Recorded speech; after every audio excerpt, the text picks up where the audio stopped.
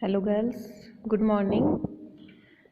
BA third year हम पढ़ रहे हैं हमारा पेपर फर्स्ट पोइट्री जो है हमारे पेपर फर्स्ट के अंदर हम अब अपनी पोइट्री वाला पेपर पढ़ रहे हैं। ठीक है, तो जैसा कि पोइट्री का पेपर है तो आप लोगों को पोएम पढ़ाने के लिए मुझे बुक्स की ज़रूरत पड़ती है, तो बिना बुक के आप पोएम समझ नहीं पाओगे। हम सेकंड पेपर जब पढ़ रहे थे तो उसमें क्या था कि हमारे पास स्टोरी और एसेज थे, तो उसमें हम क्या है कि स्टोरी और ऐसे हम कैसे भी पढ़ सकते हैं, क्योंकि पोएम क्या होती है, पोएम को एक्सप्लेनेशन करना होता है, डिटेल से हमें समझना होता है, इसलिए हमें ज़रूरी होती है बुक के साथ पढ़ना, क्योंकि बोर्ड पे मैं इसको कुछ भी आपको पढ़ा नहीं सकती, इसलिए मुझे बुक के साथ आपको पढ़ाना पड़ रहा है इसमें।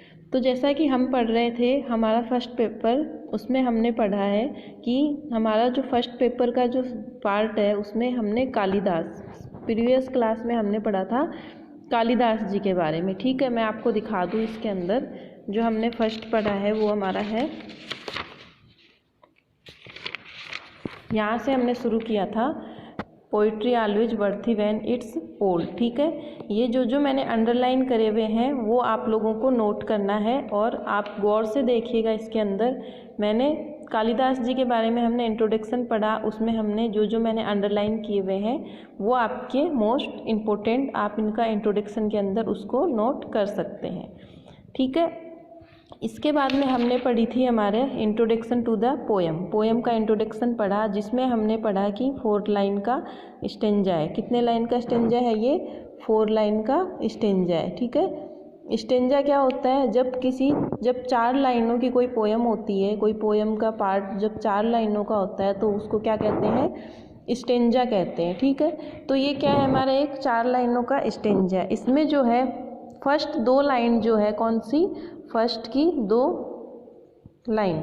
ठीक है, फर्स्ट की जो 2 लाइन है वो हमारे क्या है? इसमें क्वेश्चन है। ठीक है, फर्स्ट की 2 लाइन में पोएट ने हमसे क्वेश्चन किया था, हमने पढ़ा था कि पोएम के ऊपर हमने पढ़ा था कि पोएम में जब पोएम को टाइम से रिलेटेड है कि कोई भी कवि अपनी कविता जो लिखता है उसका समय से लेना देना होता है या नहीं होता, इस तरीके से हमने इसका इंट्रोडक्शन पढ़ा। उसके बाद में हमने पोएम पढ़ी थी, पोएम का एक्सप्लेनेशन पढ़ा था। मैं आपको दिखा रही हूँ, इसमें पोएम है अपनी फर्स्ट जो ये है कालिदास। ठीक है, कालिदास की हमने 1 2 3 4 ये 4 लाइनें हमने पढ़ी थी पहले, इसमें हमने इसका एक्सप्लेनेशन भी किया। आज हम पढ़ेंगे भवभूति। ठीक है, किसके बारे में पढ़ेंगे आज हम? भवभूति।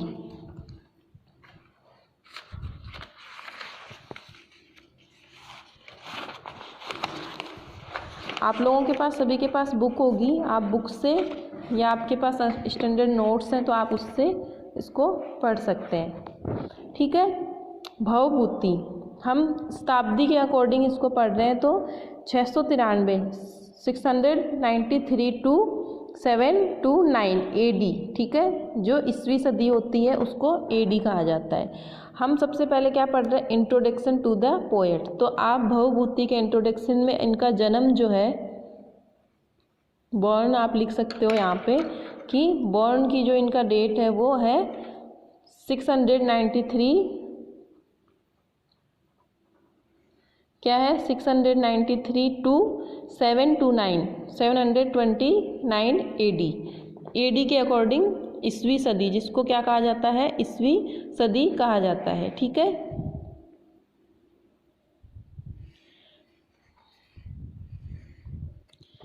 तो ये 729 AD मीन्स होता है 7वीं शताब्दी जो थी। ठीक है, 7वीं शताब्दी। ठीक है, 7वीं शताब्दी से पहले जो इनका जीवन काल है वो कब माना जाता है कि संभवतः अनुमान लगाया जाता है कि 7वीं शताब्दी से पहले था। 729 AD बिफोर 693 टू 729 AD। ठीक है, इंट्रोडक्शन टू द पोएट। अब हम क्या पढ़ रहे हैं? इंट्रोडक्शन पढ़ रहे हैं पोएट का। ओके, तो क्या है इसमें? Bhavabhuti's life time probably was in the latter half of the 7th century AD।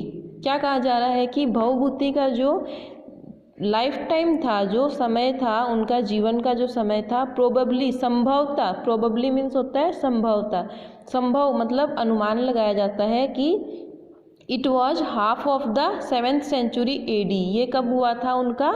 7वीं शताब्दी के उत्तरार्ध में। Half of the latter means पहले, ठीक है, half of the 7th century AD। ये अनुमान लगाया जाता है कि 7th सेंचुरी 7वीं शताब्दी के पूर्वार्ध में उनका जन्म जो टाइम है वो माना जाता है, ठीक है। He was resident of Padmapur in Vrindava in south India. कहाँ पे माना जाता है उनका? विदर्भ प्रदेश, विदर्भ, ठीक है, विदर्भ प्रदेश जो है मैं अंडरलाइन कर रही हूँ इसको, और पद्मपुर जो कहाँ पे? इन साउथ इंडिया, साउथ इंडिया के दक्षिणी भारत, साउथ इंडिया जिसको दक्षिणी भारत कहा जाता है, ठीक है। He was resident of Padmapur in Vidarbha in south India.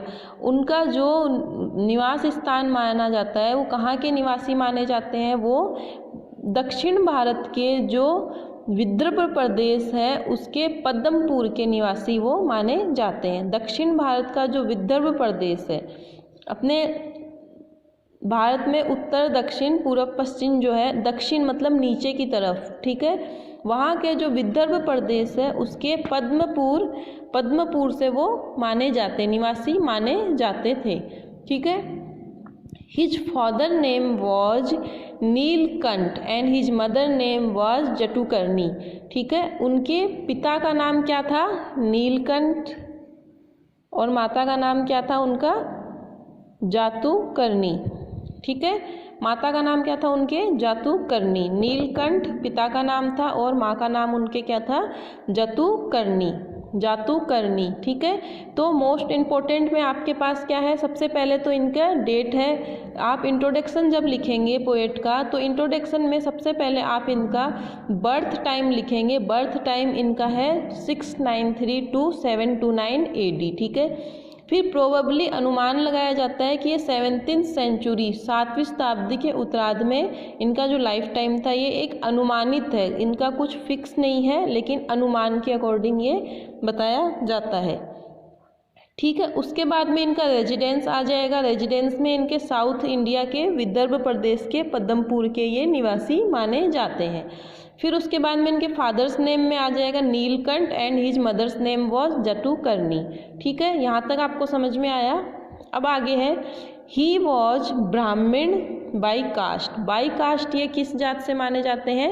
ब्राह्मण जात से माने जाते हैं। कि बाई कास्ट ये क्या थे? ब्राह्मण थे, ठीक है। He was a devote worship of lord Shiva. वो कौन से भगवान की बहुत ज़्यादा वो क्या करते थे? सच्चे उपासक थे, सच्चे भक्त थे। लॉर्ड शिवा, भगवान शिव की वो बहुत ही ज़्यादा पूजा किया करते थे। भगवान शिव की जो उनके अंदर आस्था थी, किस में थी? भगवान जो शिव जी हैं उनकी वो सबसे ज़्यादा पूजा किया करते थे। मैनी श्लोक्स, उनके जो श्लोक हैं were composed by him in praise of lord Shiva. उनके जो वो है श्लोक है वो सबसे ज़्यादा किसकी प्रशंसा में लिखे गए हैं? भगवान शिव जी के प्रशंसा में उनके जो श्लोक हैं वो सबसे ज़्यादा लिखे गए हैं, ठीक है। जैसा कि लिखा गया है कि वो डिवोटेड थे, लॉर्ड शिवा के प्रति डिवोटेड थे। डिवोटेड होने के कारण उनका सबसे ज़्यादा जो रुचि थी वो किसमें थी? भगवान शिव जी के अंदर, ठीक है। शिव जी के वो परम भक्त थे और भगवान शिव जी के ऊपर ही अपने श्लोक लिखा करते थे, ठीक है। यहाँ तक समझ में आया। It is learn from Kalhan's work Rajatarangini, ठीक है, जिसका हमें कलहन जो है, कलहन का जो वर्क है, कलहन कृत जिसको बोलते हैं, कलहन कृत। तो कलहन कृत की राज तरंजिनी ये नाम आप लोगों को याद रखना है, राज तरंजिनी, ठीक है। कलहन कृत की जो राज तरंजिनी है, that Bhavabhuti was the court poet of Raja Yashovarma of Kannauj. Kannauj जो हमने हिस्ट्री में आपने पढ़ा होगा, कन्नौज का नाम सुना होगा। तो कन्नौज के जो राजा यशोवर्मा के वो क्या माने जाते थे? राज दरबारी कवि थे। पहले क्या हुआ करता था कि किसी भी राजा के दरबार में उनके राज दरबारी कवि हुआ करते थे। कुछ सेलेक्टेड कवि हुआ करते थे जो राज दरबारी कवि कहलाते थे। ठीक है, तो क्या कहा जा रहा है कि कल्हन कृत, कल्हन का जो वर्क है, कल्हन का जो राज तरंजिनी जो वर्क है, जो उन्होंने अपना वो लिखा है, मतलब कीर्ति जो उनकी लिखी गई है, उसके अकॉर्डिंग ये माना जाता है कि जो भवभूति थे वो राजा यशोवर्मा, कन्नौज के जो राजा थे यशोवर्मा, उनके वो राज दरबारी थे। ठीक है, his active life as a poet is suppose to from 1693 to 729। उनका जो कवि के रूप में जो उनका जो जीवन काल था, एक्टिव वर्क जो था उनका, वो कब से कब तक था? 739 टू 729 AD। ठीक है, वही शताब्दी ईस्वी से 729 ईस्वी माना जाता है। कब से कब माना जाता है उनका जो वर्क था, ये आपको मोस्ट है, ये आपको ध्यान में रखना है। He had extra ordinary command over Sanskrit. उनकी जो कमांड थी, सबसे ज़्यादा जो उनकी कमांड थी, रुचि थी, वो किस में थी? मतलब वो संस्कृत में थी। वो सबसे ज़्यादा उनकी जो कमांड मानी जाती है, जैसे अपने किसी सब्जेक्ट पे अपनी कमांड होती है, वैसे उनकी जो कमांड थी वो उनका सब्जेक्ट क्या था? उस पर संस्कृत पे उनकी कमांड सबसे ज़्यादा थी। ठीक है, his style of writing is narrative. ठीक है, वर्णात्मक, उनकी जो लिखने की जो कला है, उनकी जो स्टाइल है लिखने का, वो कैसा है? नैरेटिव है। नैरेटिव मीन्स होता है वर्णात्मक, मतलब कि वर्णन करते हुए वो लिखते हैं, अपने किसी भी चीज़ को लिखते थे। In his work great genius and scholarship are found. ठीक है, और उनकी जो कार्य है, उनके जो वर्क है, उनके अंदर क्या देखने को मिलता है? महान प्रतिभा और विद्वानता। विद्वानता उनके वर्क में देखने को मिलती है। His work are full of description of the beautiful sense of nature. उनके जो कार्य हैं, उनके जो कृतियाँ हैं, उनकी जो लिखी गई कृतियाँ हैं, वो उसमें किस चीज़ में है? पूरे नेचर का, पूरे उन्होंने डिस्क्रिप्शन किया है, पूरे नेचर का सौंदर्य वर्णन किया है। किस चीज़ का? नेचर का, प्रकृति का उन्होंने सौंदर्य वर्णन बहुत ही अच्छे तरीके से उन्होंने अपने कृति के अंदर इनमें दिखाया गया है। ठीक है, अब हम क्या देख रहे हैं? इनके भवभूतिज वर्क। ठीक है, भवभूतिज वर्क, हम यहाँ पे आते हैं कि मेन जो इनके वर्क है वो पढ़ रहे हैं हम। ठीक है, सबसे पहले हमने इंट्रोडक्शन पढ़ा उनके बारे में, इंट्रोडक्शन के बारे में। अब इनके जो वर्क हैं उनके बारे में हम पढ़ रहे हैं। भवभूति वर्क आर महावीर चरित्र। कौन सा है? महावीर चरित्र। उनके जो वर्क हैं उनमें महावीर चरित्र बहुत ज़्यादा फेमस है। दूसरा है उनका उत्तर रामचरित्र, उत्तर रामचरित्र। ठीक है, एंड तीसरा उनका है मालती माधव। कौन सा है? मालती माधव, मालती माधव। ठीक है, महावीर चरित्र। ठीक है, मालती माधव, ये तीन उनके वर्क दिखाए गए हैं इसके अंदर, जो आप नोट कर सकते हैं अपने नोट्स के अंदर कि वर्क के अंदर उनका है महावीर चरित्र, उत्तर रामचरित्र और मालती माधव। ठीक है, यहाँ तक इनके ये तीन वर्क दिखाए गए हैं। आगे क्या बताया जा रहा है कि Mahavir Charitra is his first play in which Rama's marriage. Ramchandra ji जो भगवान रामचंद्र जी जो है, उनका क्या दिखाया गया है इसके अंदर? महावीर चरित्र के अंदर उनकी शादी का वर्णन, उनकी जो सीता मैया से शादी हुई थी उसका वर्णन उसके अंदर अच्छे से दिखाया गया है। Mahavir Charitra is his first play in which Ramcharitra marriage, Rama's marriage, Ram की जो भगवान रामचंद्र जी जो थे उनके विवाह का वर्णन इसमें दिखाया गया है। और फिर आगे क्या है? राम एक्जिल, रामचंद्र जी जब वनवास जाते हैं, एक्जिल मीन्स होता है वनवास जाना। ठीक है, तो क्या क्या इसमें? मैरिज है, भगवान रामचंद्र जी की शादी है, फिर रामचंद्र जी का वनवास जाना है, सीता अडॉप्शन, सीता का अपहरण जो रावण के द्वारा किया जाता है वो इसके अंदर है, एंड रामाज कॉरनसन। ठीक है, और राम का राज्याभिषेक, जब वापस रामचंद्र जी वापस आते हैं तो उनका जो राज्याभिषेक होता है उसके बारे में इसमें वर्णन किया गया है। हैव बीन डिस्क्राइब्ड, इस उपन्यास में ये जो उनकी कृति है, वर्क है, कौन सी, महावीर चरित्र के अंदर। आप ये लिख सकते हो महावीर चरित्र के डिटेल में कि महावीर चरित्र के अंदर भगवान श्री रामचंद्र जी की विवाह, राम जी का वनवास जाना, सीता जी का अपहरण एंड रामचंद्र जी का राज्याभिषेक, इन चीज़ों का वर्णन इसमें बहुत ही अच्छे तरीके से डिस्क्राइब किया गया है। वर्णन पूरी तरीके से इसमें डिस्क्राइब किया गया है, ठीक है। His fame as a dramatist is based chiefly in उत्तर रामचरित्र। उनकी वो जो फेमस हुए थे, उनके जो रामचरित्र के बाद में प्रमुख रूप से उनका रामचरित्र पर आधारित है, ठीक है। उनकी प्रसिद्धि जो है, उन्होंने वो फेम जो उन्होंने फेमस जो हुए वो किस चीज़ से हुए, वो रामचरित्र, उत्तर रामचरित्र के ऊपर वो पूरे तरीके से फेमस हुए। अब देखते हैं हम उत्तर रामचरित्र में उन्होंने क्या क्या बताया है, ठीक है।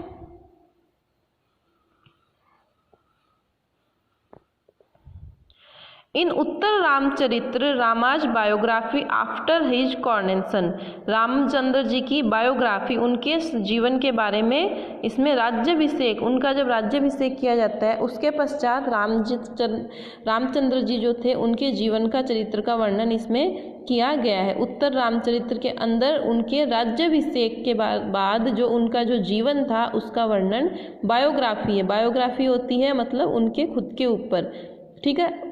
किसी के इंसान के ऊपर उनकी अपन जीवनी लिखते हैं तो उसको बोलते हैं बायोग्राफी, ठीक है। और जब हम अपने ऊपर कोई अपनी जीवनी लिखते हैं, अपनी कोई स्टोरी लिख रहे होते हैं तो उसको क्या कहा जाता है, ऑटोबायोग्राफी, ठीक है। ये मैंने आपको पहले भी बताया होगा। तो उत्तर रामचरित्र जो है उसके अंदर क्या बताया गया है, रामचंद्र जी की बायोग्राफी लिखी गई है। आफ्टर कॉरोनेशन, उनका जो राज्याभिषेक होता है उसके बाद में जो उनका जीवन था उसके ऊपर ये लिखा गया है। हैज़ बिन डिस्क्राइब्ड, इसके अंदर इसका वर्णन किया गया है। In the play Malati Madhav, अब कौन सा है, मालती माधव, ठीक है। Malati Madhav, the love and marriage of Malati and Madhav have been described. Malati Madhav जो प्ले है, नाटक है इनका, इसके अंदर किसका वर्णन है, लव एंड मैरिज, किसकी, मालती और माधव नाम के जो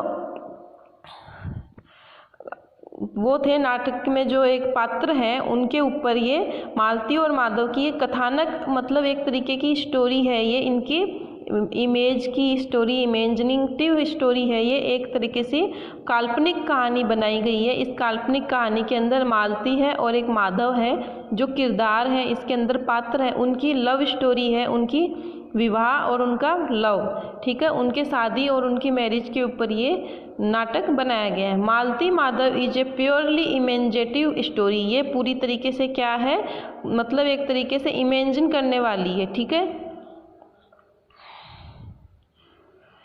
जो हम कल्पना करते हैं, काल्पनिक स्टोरी जो होती है जिसको कोई सत्य नहीं होता, जिसमें कोई भी मतलब कोई सत्य घटना पे आधारित नहीं होती, सिर्फ कल्पनाओं पे आधारित होती है, उसको बोलते हैं इमेजिनेटिव स्टोरी।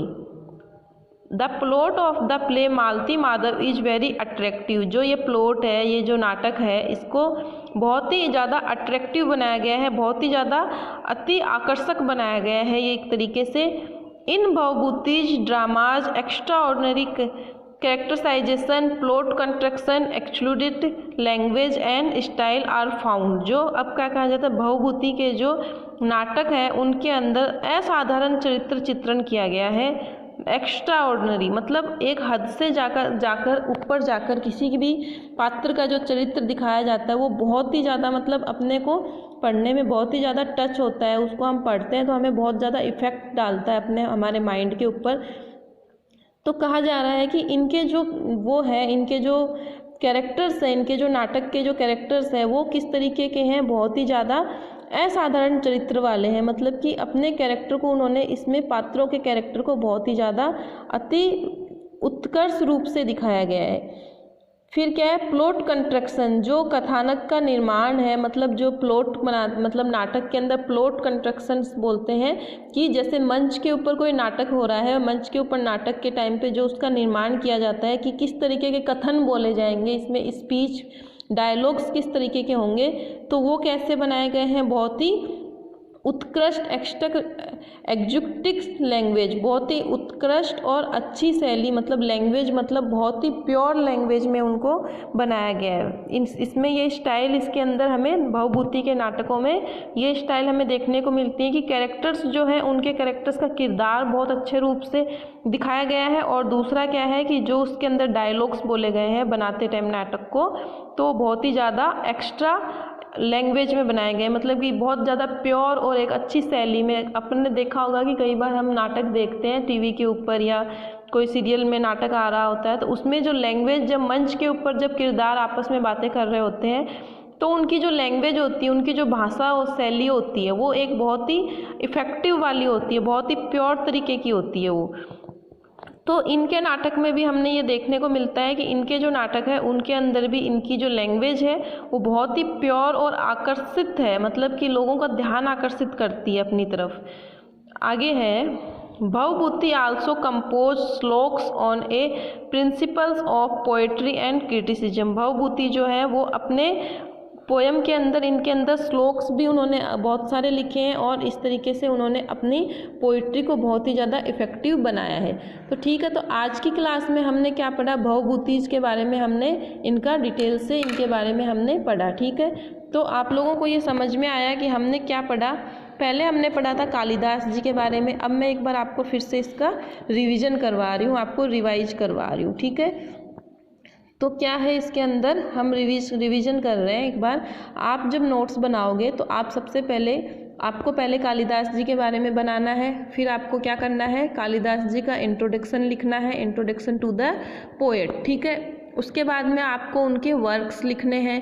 ठीक है, वर्क के बाद में आपको लिखना है इंट्रोडक्शन टू द पोयम। ठीक है, उसके बाद में आप पोयम के बाद में, आपने पोयम पढ़ी तो आप पोयम को समरी वाइज लिखोगे। ठीक है, समरी वाइज में आप लिख दोगे। फिर उसके बाद में आप पढ़ रहे हैं भवभूति। ठीक है, तो भवभूति के बारे में आपको लिखना, इंट्रोडक्शन में लिखना है आपको सबसे पहले, आपको उनका बर्थ टाइम आपको उनका याद होना चाहिए। तो इनका बर्थ टाइम क्या है, 693 to 729 AD। अगर आपको शताब्दी या पूर्वाध शताब्दी अगर याद नहीं रहता है तो आप AD के तरह भी इसको याद रख सकते हैं। ठीक है, तो हमने इनका प्रोबेबली लाइफ टाइम जो इनका वो क्या है, half latter of the 7th century. ठीक है, आपको ये लाइन लिखनी है, Bhavabhuti's life time probably was in the half latter of the 7th century AD।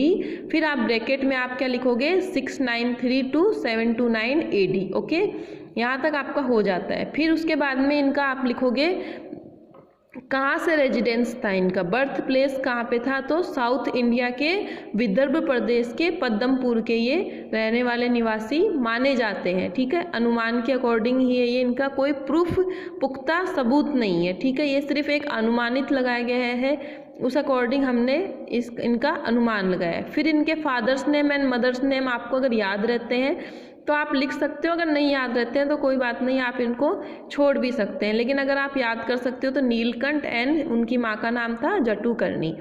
फिर ये क्या थे, बाईकास्ट, ये ब्राह्मण थे। ठीक है, ब्राह्मण होने के बाद में, ब्राह्मण होने के कारण इनकी जो भक्ति थी, वर्शिप थी, वो किस में थी, लॉर्ड शिवा। लॉर्ड शिवा में इनकी भक्ति होने के कारण इनके जो वर्क हैं, वो श्लोक्स जो लिखे गए हैं वो ज़्यादातर किसके ऊपर लिखे गए हैं, भगवान शिव के ऊपर ही इनके श्लोक्स ज़्यादातर लिखे गए हैं। ठीक है, फिर बाद में हम क्या देखते हैं कि ये कहाँ के राज दरबारी थे, कल्हन का वर्क है, राज तरंगिनी से ज्ञात होता है हमें कि भवभूति जो राजा यशोवर्मा के, जो कन्नौज के राजा थे यशोवर्मा, उनके राज दरबारी माने जाते हैं। राज दरबारी कवि मतलब उनके दरबारी कवि थे। एक तो कवि होते हैं नॉर्मल होते हैं, और एक कुछ कवि होते हैं जो राजा के द्वारा सिलेक्टेड किए जाते हैं, जो सिर्फ उनकी सभा में ही वो अपनी कविताएं या फिर अपना जो भी वो है, अपनी पोयम वगैरह जो है, उनकी कृतियाँ, वर्क्स जो है, मतलब मनोरंजन के लिए वो वहाँ पे रखे जाते हैं। तो ये भी क्या है कि राज दरबार जो था उसके अंदर राज कवि थे वहाँ के, राजा यशोवर्मा, कन्नौज के राजा यशोवर्मा के राज दरबारी थे। इनकी एक्टिव लाइफ जो मानी जाती है वो कौन सी मानी जाती है कि 693 to 729 जो उनका जन्म का टाइम है, उसी के अकॉर्डिंग उनकी एक्टिव लाइफ मानी जाती है। इसके बाद में ये क्या थे, संस्कृत के एक्स्ट्रा ऑर्डिनरी कमांड थी इनकी संस्कृत के ऊपर, और इनकी जो स्टाइल है वो नैरेटिव है, लिखने की जो स्टाइल थी वो नैरेटिव थी। ठीक है, आप इस तरीके से मेन चीज़ें लेके आप लिखोगे, उसके बाद में आप सीधे इनके वर्क्स पे आ जाओगे। तो इनके वर्क्स में जब हम एक्सप्लेन कर रहे हैं तो हमने देखा कि इन्होंने 3 वर्क्स जो इनके हैं वो बहुत ज़्यादा फेमस है। उनमें कौन सा है? महावीर चरित्र। तो आप जब लिखोगे अपनी कॉपी में तो आप पॉइंट 1 लगा के महावीर चरित्र लिखोगे, फिर उसके बारे में आप लिखोगे कि महावीर चरित्र के अंदर इन्होंने रामचंद्र जी की शादी, विवाह, उनका वनवास जाना, सीता जी का अपहरण और उनका राज्याभिषेक। ठीक है, ये 4 चीज़ें उसके अंदर इन्होंने अच्छे से वर्णन करी है। तो आपको ये चीज़ ज्ञान होनी चाहिए, मतलब पता होना चाहिए, नॉलेज होना चाहिए कि इनके जो 3, तो पहले आप इनके वर्क्स हैं, 3 वर्क्स कौन कौन से हैं इनके? महावीर चरित्र, उत्तर रामचरित्र और मालती माधव। ठीक है, इस तरीके से आपको लर्न करते जाना है, साथ साथ में आप बार बार इनको डिस्कस करोगे, बार बार पढ़ोगे तो आपको ये चीज़ याद होती जाएगी। तो हमने क्या देखा कि इनका जो पहला वर्क है वो कौन सा है? महावीर चरित्र। ठीक है, दूसरा है इनका उत्तर रामचरित्र। ठीक है, और फिर इनका है मालती माधव। तो इस तरीके से हम क्या देखते हैं कि महावीर चरित्र के अंदर इन्होंने रामचंद्र जी की marriage, Rama's exile, Sita's abduction and Rama's coronation, Ramchandra ji की विवाह, रामचंद्र जी का वनवास जाना, सीता जी का अपहरण और बाद में रामचंद्र जी का राज्याभिषेक जो होता है उसके ऊपर इन्होंने रामचरित्र जो ये लिखा है, महावीर चरित्र जो लिखा है वो इन्होंने इनके ऊपर लिखा है। अब इनका क्या है? उत्तर रामचरित्र, दूसरा जो है उत्तर रामचरित्र है। तो आप इस तरीके से 1, 2, 3 करके लिख के इनके डिटेल भी साथ में लिखते जाएंगे। ठीक है, तो उत्तर रामचरित्र के अंदर क्या देखा गया है कि ये बायोग्राफी है, किसकी है? भगवान रामचंद्र जी जो थे उनकी बायोग्राफी, उनकी जीवनी लिखी गई है। और वो जीवनी कब की है? आफ्टर कॉर्नेशन, उनके जो राज्याभिषेक होता है उसके बाद में जो उनकी जीवनी थी वो इसके अंदर उन्होंने लिखी है। Has been described in the play. अब क्या है? लास्ट में जो है मालती माधव, लास्ट में जो एक प्ले है वो कौन सा प्ले है?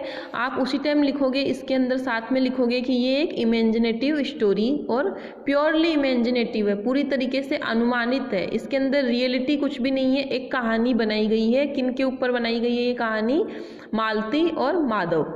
ठीक है, मालती और माधव नाम के 2 किरदार हैं, इन 2 किरदारों के ऊपर ये एक लव स्टोरी बनाई गई है। ठीक है, लव स्टोरी है तो इसके अंदर लव और इनकी मैरिज, इनका विवाह और इनका प्रेम, ये 2 चीज़ इसके अंदर दिखाया गया है।